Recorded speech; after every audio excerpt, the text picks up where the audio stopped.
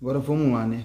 Pessoal, hoje a palavra de reflexão que a gente vai meditar nessa noite se encontra em Lucas capítulo 16, do versículo 19 ao 31, irmão. Sem perca de tempo, vai estar assim, Lucas 16, 19 ao 31.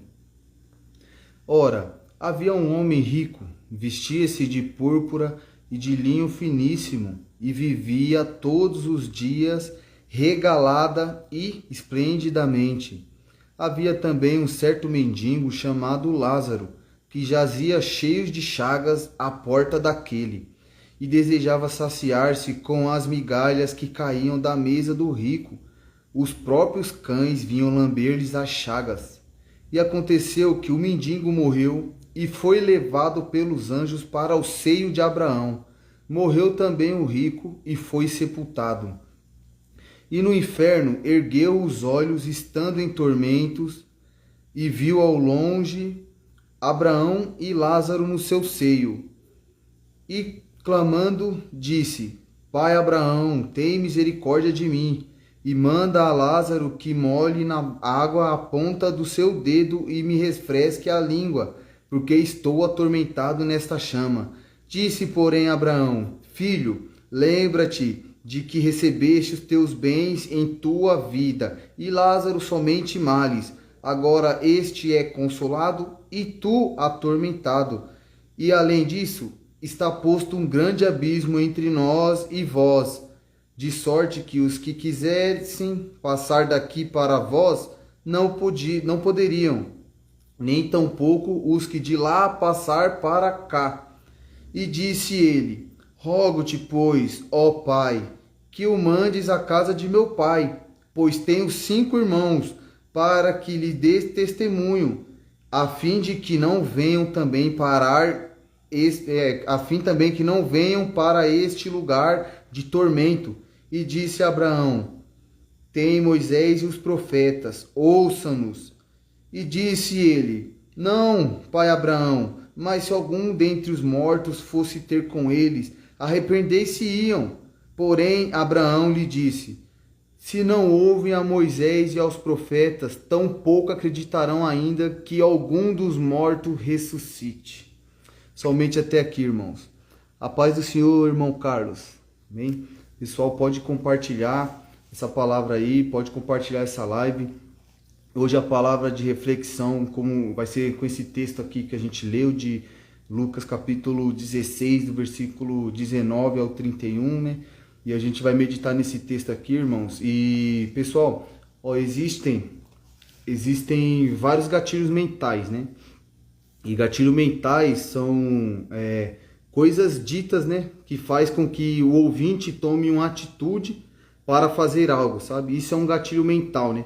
O exemplo é o vendedor. Ele usa o gatilho da promoção, né? Promoção, tal. Aí ele vem falando uma promoção que vai fazer o ouvinte que está escutando aquela proposta dele a uma ação de ir lá ver o preço, uma ação de ir lá querer ver essa promoção que ele está anunciando. Isso é um gatilho mental. Vai fazer com que um ouvinte tenha uma ação para fazer algo ou faz com que o ouvinte preste atenção, pare para prestar atenção. Isso são gatilhos mentais, né?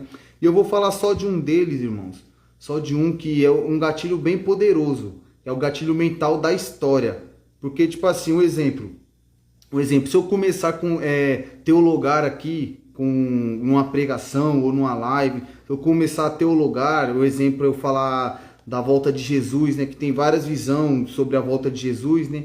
Tem vários pensamentos, tem aqueles pensamentos que acreditam que Jesus vem antes da grande tribulação, tem outros que acreditam que Jesus vem no meio da grande tribulação, e tem outra crença que acredita que Jesus vem no final dela. Se eu começar o meu argumento, se eu começar essa mensagem falando sobre, teologando dessa maneira, falando no meu ponto de vista, vai ter pessoas que já não vai concordar com o meu pensamento, aí vai discordar, já não vai querer mais me ouvir, já vai começar, não vai prestar tanta atenção na mensagem, porque ele já não concordou no começo. Então, do começo para lá, vai ser difícil ele prestar atenção, né? Mas agora, se eu começar contando uma história, aí, não vai ter como a pessoa concordar ou discordar. Ela só vai parar e me escutar. que nem um exemplo, eu começo a contar uma história da infância. Eu falo, ó, pessoal, teve uma vez que eu tava na minha casa, eu tinha 5 anos, e de repente minha mãe me chamou e falou, peraí, não tem como a pessoa discordar disso, né? Porque ela tava lá comigo, uns 5 anos de idade, não tava. Então não vai ter como ela discordar. Ela simplesmente vai parar e vai me escutar. E esse é o gatilho mental da história, irmãos. E eu falo que esse gatilho ele é bem poderoso por causa que o Senhor Jesus ele usava ele. Se a gente olhar os evangelhos, o Senhor Jesus usava o tempo todo o gatilho mental da história para pregar. Que nele vinha o reino de Deus é semelhante ao homem que saiu a semear e tal. O reino de Deus é semelhante a um grão de mostarda. Havia um homem com mordomos e tal, e o mordomo era fiel, o mordomo era infiel. Tinha um homem que semeou o trigo no campo, depois veio um homem e semeou o joio. Ou seja, o Senhor Jesus vinha com essas historinhas e eles pegavam e o pessoal parava para escutar, todo mundo ficava como? Prestando atenção e não tinha como discordar ou discordar, só simplesmente prestava atenção, né? E tipo assim, isso era uma parábola, né? Que o pessoal chama de parábola, e também Jesus ele chama de parábola, né? Ele conta essas histórias com o nome de parábola, né? E a parábola era uma forma de Jesus contar uma história real com uma outra história que não existia. Tipo, ele pegava uma história fictícia para contar um acontecimento real. Porque se ele contasse a história real, o ouvinte não ia conseguir entender, sabe? Ou seja, a parábola simplifica um acontecimento real. Era de uma forma que Jesus contava simples para a pessoa entender um acontecimento que ia muito além da compreensão, sabe? Era assim que o Senhor Jesus fazia. Mas essa história aqui que a gente leu, irmãos, tem muitas discordâncias. Tem uns que acreditam que é parábolas e outros que acreditam que não é parábolas. Eu acredito que não é parábolas. Eu acredito que é uma história real. Acredito que não seja uma parábola. Porque além do Senhor Jesus citar nomes, ele contou diferente das parábolas. Por causa que nas outras parábolas, nenhum ele cita nome de ninguém. Nenhuma ele vem contando de um lugar que existe. Nenhum ele vem falando de um personagem bíblico. Ele não falou, pode ver, se a gente for olhar nos capítulos anteriores, ele vai contar várias parábolas antes de contar essa história do rico e do Lázaro. E nessas histórias ele não citou o nome de ninguém, ele não falou de lugar que existe, que é o Hades, né, o inferno, não falou nada, ele simplesmente contou a historinha. Mas aqui, nessa história do rico e o Lázaro, ele citou nomes, e ele citou o rico, citou o Lázaro, citou o Abraão que existia. Então para mim não é uma parábola, para mim é uma história real. E aqui o Senhor Jesus ele deixa bem claro como que é o pós-morte. Nesse texto ele deixa claríssimo.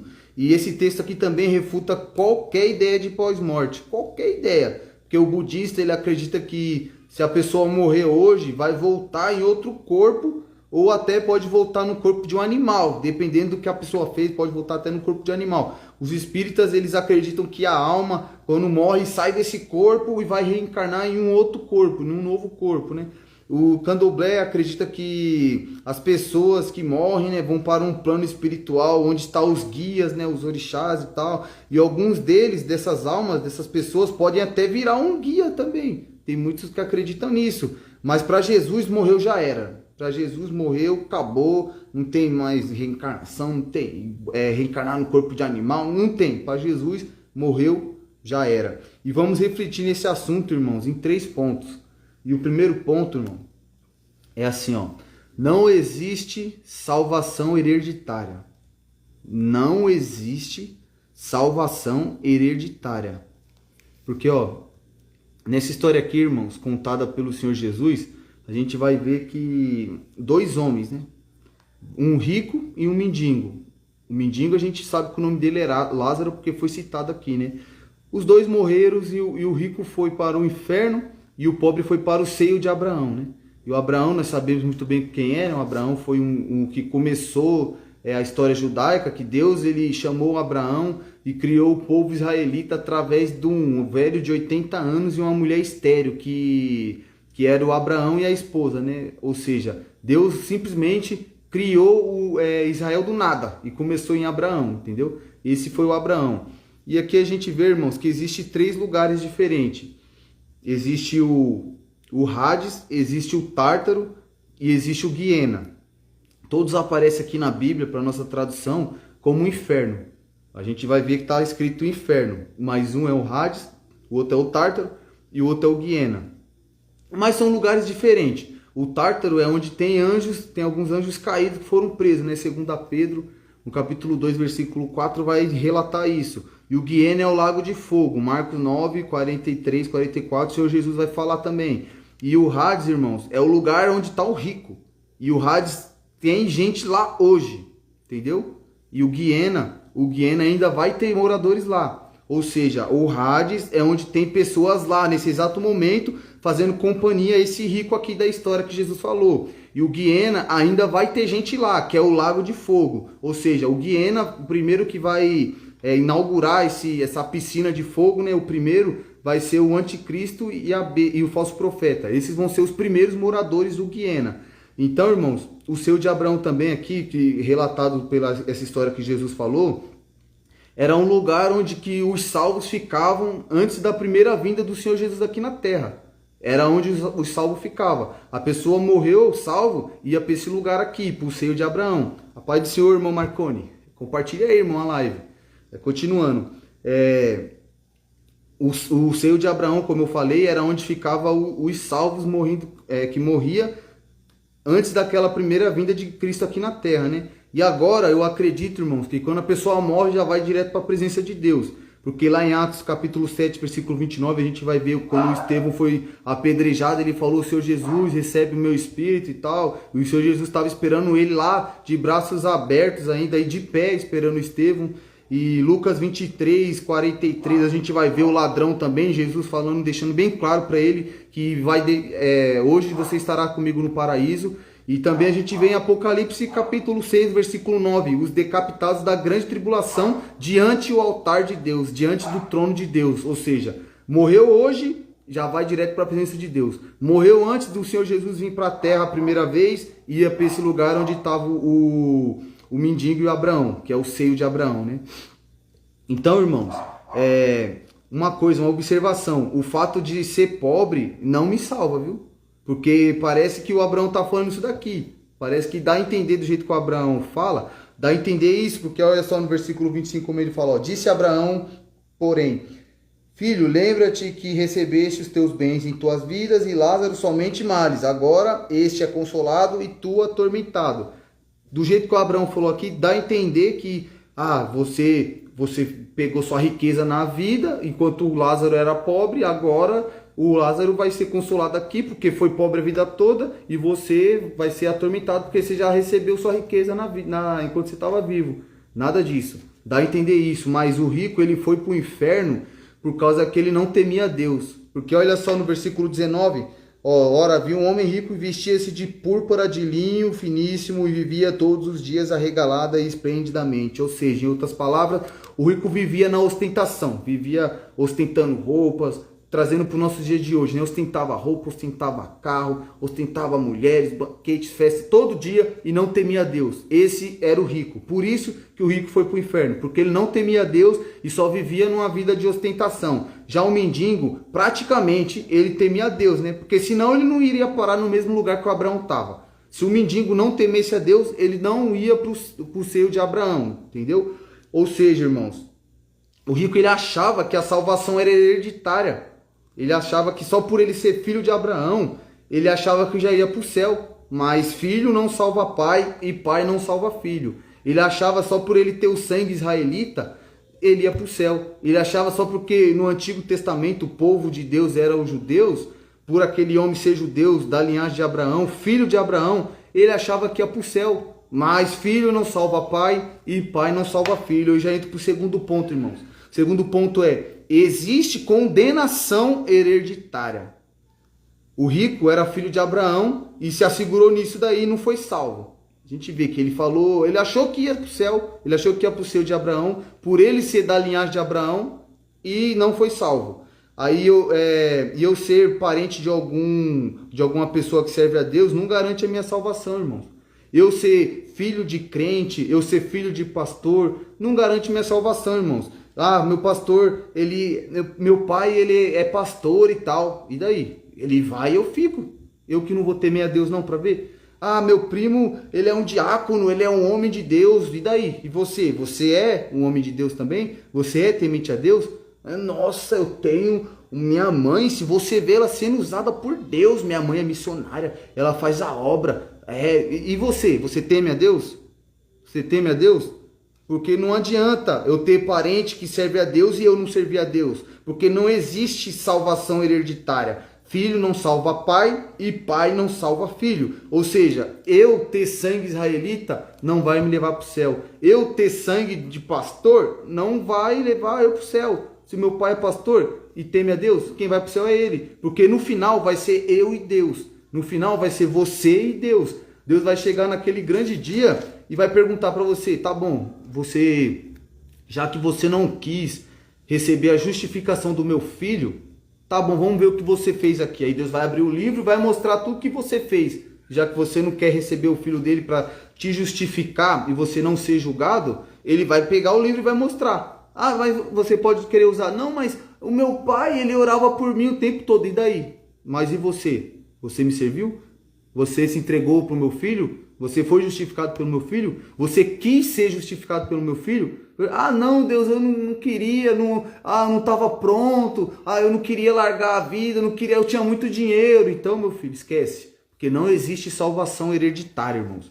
Aí, tem gente que deve pensar, ah, mas e o Zaqueu? O Zaqueu, Jesus falou para ele lá, hoje veio salvação a esta casa, porque esse também é filho de Abraão. Porque se a gente for olhar no Lucas 19, no versículo 8, realmente, olha o que aconteceu aqui, ó, irmãos, no versículo 19, capítulo 19, no versículo 8 em diante, vai dizer assim, ó. E levantando-se Zaqueu, disse ao Senhor, Senhor, eis que eu dou tudo aos pobres, metade dos meus bens, e não alguma coisa tenho defraudado alguém, o restituo quadruplicadamente. E disse Jesus, hoje veio salvação a esta casa, pois também este é filho de Abraão, porque o Filho do Homem veio buscar e salvar o que se havia perdido. Então a pessoa pode pensar que Jesus, o Zaqueu foi para o céu ali por causa que ele era filho de Abraão, porque Jesus falou isso.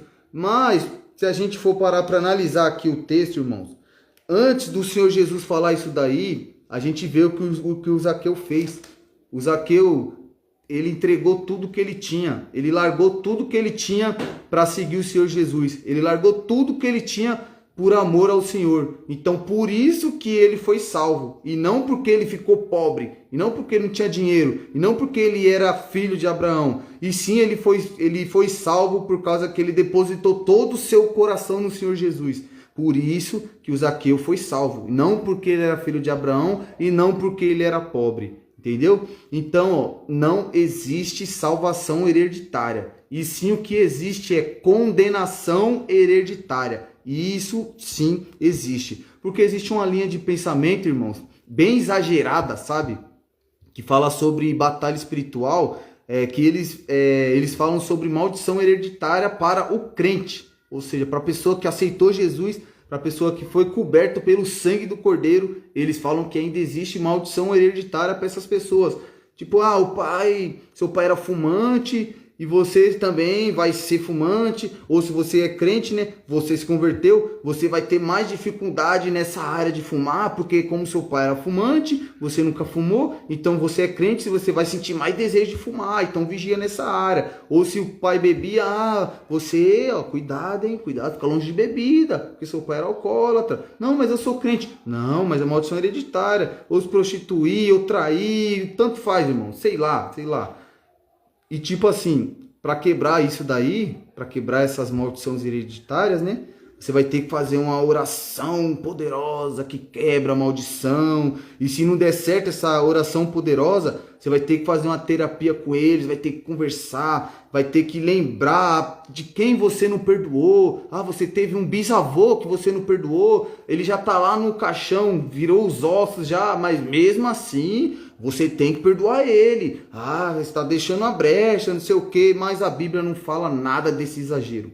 Da Bíblia não fala nada sobre isso. E sim, a única maldição hereditária que a Bíblia fala, ela fala da maldição do pecado que a gente herda de Adão. Só isso que a Bíblia fala. Porque a gente nasceu de Adão, todos que nasceu de Adão têm o DNA de Adão, tem a natureza caída de Adão e herda essa maldição do Adão.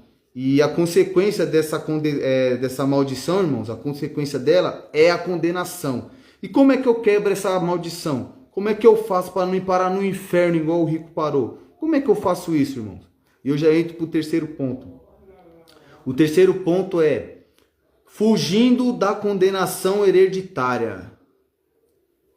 Se a gente vê aqui, irmãos, versículo 26 e 27, vai falar assim, ó.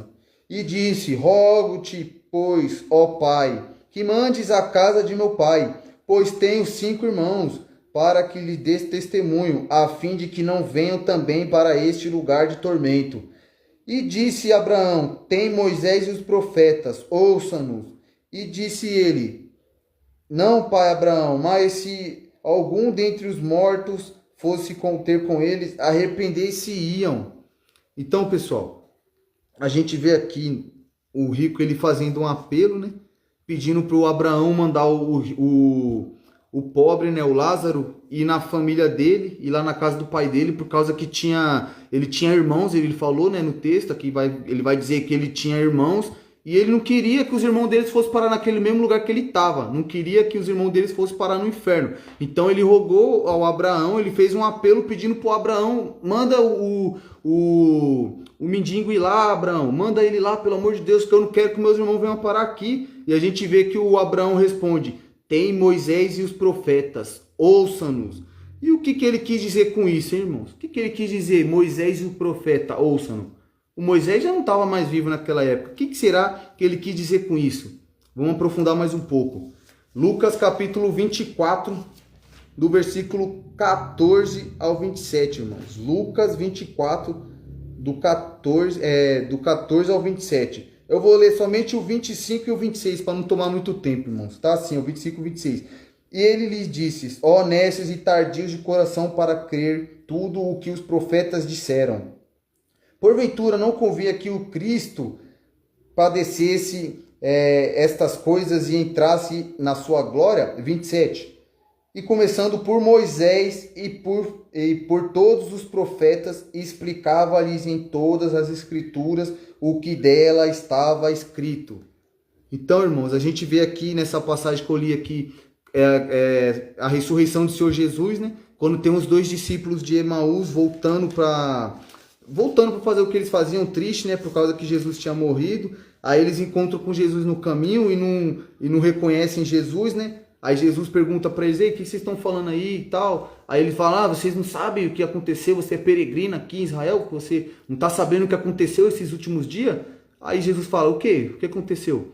Sobre o Jesus, o Nazareno, que foi crucificado e tal, e a gente esperava que ele fosse o Cristo, nós esperava que ele ia reger a Israel contra as nações e tal. Aí depois Jesus pega e fala isso aqui, ó, nécios e tardios, em outras palavras. Cara, como vocês é lerdos de entendimento, cara. Vocês não entenderam que o Cristo tinha que padecer tudo isso, que tinha que acontecer tudo isso com Cristo. Então aqui no texto vai dizer que Jesus começou de Moisés aos profetas explicar tudo o que tinha que acontecer com ele. Ou seja, Jesus pegou de Gênesis a Malaquias e começou a explicar tudo que tinha que acontecer com ele.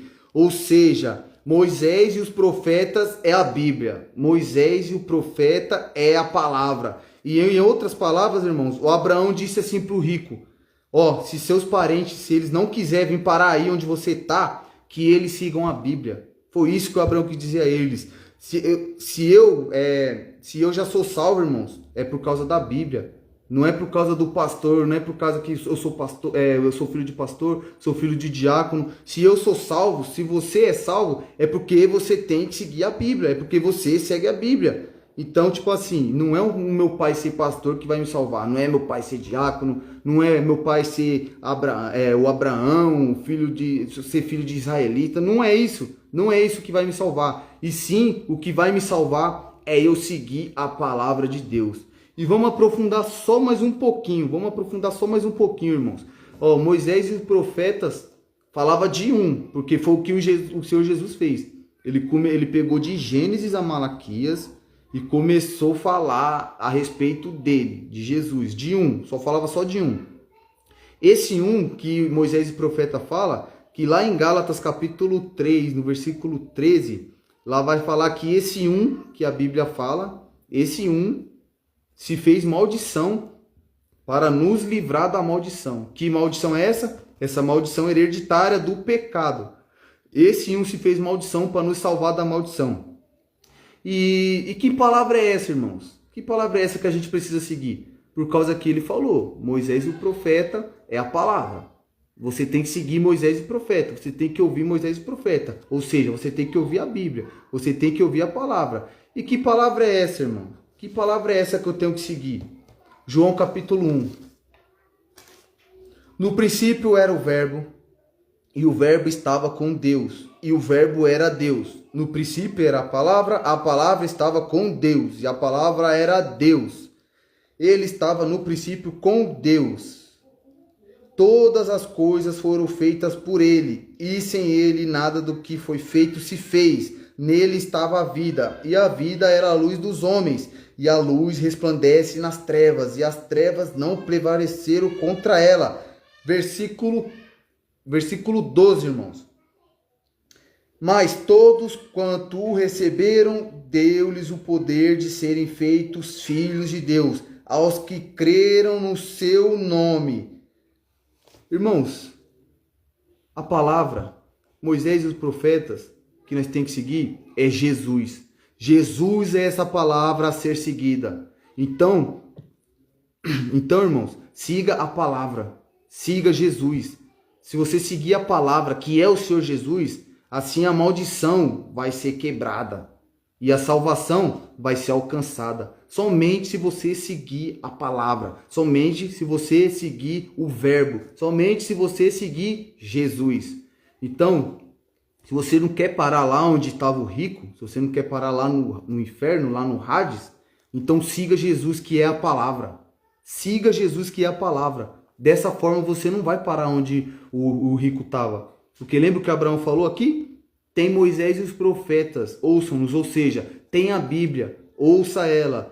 Tem a palavra, siga ela. Tem o Cristo, siga ele, porque ele é o caminho, a verdade e a vida e a palavra. Então, e se você já segue essa palavra, se você já segue ela, você, irmãos, o próximo papel é anunciar essa palavra para o próximo, para que ele não venha fazer companhia para o rico. Você quer que sua mãe e seu pai, seu primo, seu irmão, sua filha, não quer parar onde está o rico? Então anuncie essa palavra. Anuncie essa palavra. Não espera acontecer o que aconteceu com o rico. Antes disso, sem cessar, anuncia essa palavra. E essa palavra é o Senhor Jesus. Amém, irmãos? E eu agradeço a todos aqueles que ficou até o fim.